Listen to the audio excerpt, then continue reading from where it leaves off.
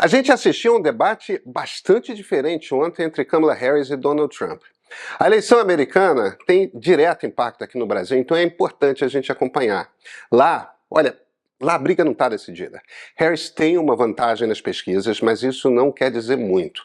Pesquisas erraram favoravelmente aos democratas no passado, por isso mesmo, todo mundo tinha certeza de que Hillary Clinton venceria em 2016. E aí Donald Trump foi eleito. O fato de que o presidente era Joe Biden em 2022, isso quer dizer que mais de uma vez, oficialmente e explicitamente, o governo americano deu declarações de que não reconheceria um golpe militar no Brasil. Aqui, segundo depoimentos públicos prestados à Polícia Federal, confirmados por conversas de WhatsApp colhidas de celulares apreendidos durante as investigações, nós sabemos que o ex-presidente Jair Bolsonaro deu ordens para que 3 generais de exército e o comandante da Marinha planejassem um golpe militar clássico. É muito comum, sabe? Aqui nos comentários, sempre que lembro disso, uma meia dúzia de bolsonaristas levanta dúvida. Não tem provas disso? Que golpe? Delírio. Golpe sim, tem provas sim. O ex-comandante da Marinha, Almirante Almir Garnier, colocou suas tropas à disposição do ex-presidente Jair Bolsonaro. E quem afirmou foi o ex-comandante da Aeronáutica, o tenente-brigadeiro do ar Carlos de Almeida Batista Júnior. Quem o afirmou foi o ex-comandante do Exército, o general Marco Antônio Freire Gomes. Ambos falaram isso em depoimentos oficiais à Polícia Federal. Freire Gomes contou que numa reunião em 7 de dezembro de 2022, um mês depois de Bolsonaro ser derrotado nas urnas, um mês antes de Lula tomar posse, o ex-presidente tentou convencer os 3 comandantes das Forças Armadas de o apoiarem numa decretação de estado de defesa ou de estado de sítio para impedir a posse, golpe de Estado. O que definiu o jogo foi o alto comando do Exército. A maioria dos 15 generais se posicionou contra. Isso tem razão de ser. O atual comandante do Exército não é o general Tomás Paiva à toa, tá? Ele foi uma das vozes mais importantes dentro da caserna da defesa de uma conduta democrática da instituição. 2/3 dos generais 4 estrelas, aqueles que formam o alto comando, foram contra participar de um golpe. E pesou na conta o fato de que sabiam que seria uma aventura muito difícil com um governo golpista que não seria reconhecido pelos Estados Unidos. Bem, no dia 5 de novembro deste ano, os americanos vão escolher seu novo presidente. Poderá ser pela primeira vez na história uma mulher. Poderá ser pela segunda vez na história Donald Trump. Quem foi eleito estará na presidência em 2026, quando nós faremos a nossa eleição. O ambiente está sendo preparado para ser quente, turbulento, com acusações de fraude eleitoral, de ditadura pelo Supremo Tribunal Federal. Então, a eleição dos Estados Unidos, que esse ano em particular nos interessa muito, nos interessa diretamente. Nos interessa porque importa quem vai presidir os Estados Unidos. Importa também porque as táticas adotadas pela direita aqui são influenciadas pela direita de lá. Importa porque temos a aprender com a forma de moderar debates e com a forma de conduzir debates. Em ambos os casos, na condução por Kamala Harris e na moderação pelos jornalistas da ABC, nós temos lições extraídas de ontem à noite, tá? Eu sou Pedro Doria, editor do Meio. Nesse último fim de semana, nós publicamos um relato escrito pela editora-chefe do Meio, Flávia Tavares, sobre como está a Ucrânia. O país acaba de invadir a Rússia, virando a guerra do avesso. E ainda assim, ainda celebra sua cultura.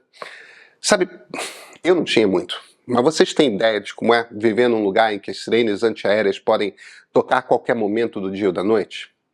A Flávia esteve lá e nos conta, é um relato fascinante. Se você assina o Meio, conhece. Esse é o ponto de partida.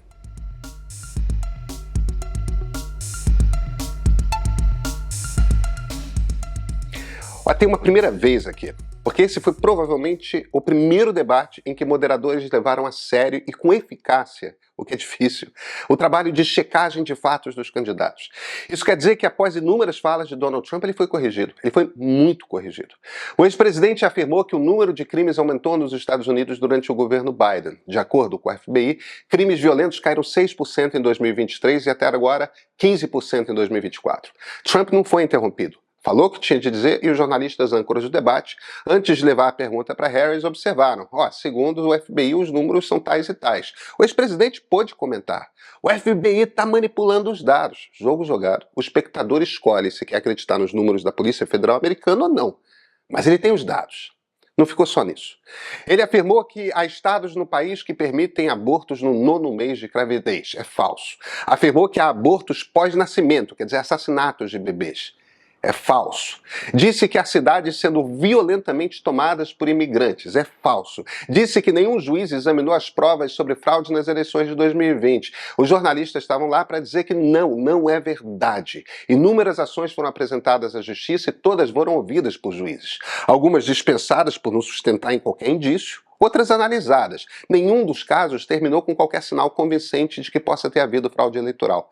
Talvez a afirmação mais bizarra de Donald Trump tenha sido a acusação de que em Springfield, Ohio, imigrantes ilegais estejam comendo cães e gatos, os bichos de estimação das pessoas. Essa história maluca vem sendo repetida nas redes sociais da extrema-direita americana e já havia sido comentado pelo candidato a vice de Trump, J.D. Vance. David Moore, o moderador, foi em cima. Olha, nós consultamos a prefeitura da cidade e o gestor afirmou que não há qualquer sinal de bichos de estimação terem sofrido qualquer violência. Trump retrucou. Ele teve espaço de responder às correções. Não, mas eu vi na televisão, disse o ex-presidente. Bem, a prefeitura nega, disse o jornalista. A ABC fez, evidentemente, uma longa pesquisa se preparando para o debate. Acompanhou as redes trumpistas e os últimos discursos de Trump e de Vance para saber quais eram as mentiras que estavam contando. Então tinham tudo pronto à mão. Algumas pessoas saíram com a impressão de que os jornalistas da ABC estavam ajudando a vice-presidente Harris, que pareciam estar do lado dela. Mas tem um componente jornalístico importante aí. Um debate sobre como fazer jornalismo. Uma opção é suspender o trabalho de averiguação dos fatos num debate, deixar os candidatos falarem entre si e só fazer perguntas. Outra opção é manter o trabalho de cuidar da qualidade de informação. A ABC ontem mostrou que, fazendo muito dever de casa, é possível estar preparado e pegar candidatos que traveguem pesadamente pela desinformação e desmascará-los no ar. E mostrou que dá para fazer isso dando a oportunidade aos candidatos responderem a essas correções. No caso de Trump, o resultado foi fazê-lo parecer mais frágil. A inconsistência do seu discurso ficou muito marcada. Nesse sentido, Trump obviamente perdeu o debate, talvez menos pelo esforço de Harris. Mas ela, como candidata, fez um trabalho muito bom, tá? Pelo menos uma das coisas que foi um trabalho de postura. As regras do debate impunham algumas condições. Uma de que o candidato que não estivesse falando teria o microfone cortado. Outra que o rosto dos dois apareceriam quase o tempo todo. Quando Harris falava, Trump ficava quase sempre ali, carrancudo. Ela não. Ela parecia sempre intrigada, surpresa, às vezes com aquela cara de eu não acredito que ele está mandando essa. O ponto é o seguinte. Tanto Hillary Clinton em 2016 quanto Joe Biden em 2020 trataram Trump como um risco grave à democracia, o mal máximo. E ele é.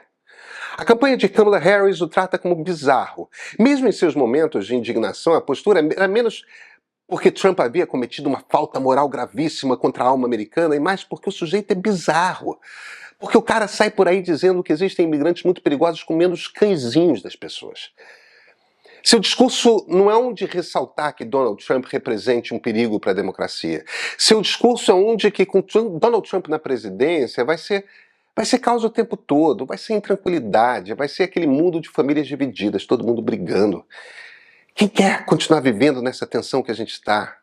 Nessa permanente indignação moral? A aposta do Partido Democrata é diferente da sua aposta 4 anos atrás e diferente também de como a oposição ao bolsonarismo atua hoje. É como se a gente ficasse precisando pagar pedágio da indignação moral o tempo todo. A aposta essencialmente é de que os americanos estejam cansados de ficar brigando entre si. Cansados desse clima no qual as redes sociais nos deixam, sabe, constantemente, todos acesos, alertas. Vocês não estão cansados? Eu tô. Não sei quanta gente está.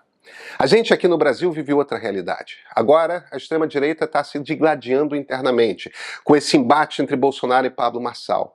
E embora Marçal não seja o reacionário clássico que Bolsonaro é, sua postura é uma de constante violência política. A gente tem a aprender pela maneira como Kamala Harris e Tim Walz estão conduzindo sua campanha eleitoral. O objetivo é neutralizar os radicais através do ridículo, enquanto convocam a sociedade a pensar. Quanto mais tempo queremos ficar rompidos uns com os outros por causa de política? Quantos amigos, antigos amores, quantos familiares perdemos nessa? Ainda tem chão, tá? 2 meses de campanha. Por enquanto, os democratas seguem conseguindo expor Donald Trump pelo que ele é. Um palhaço raivoso.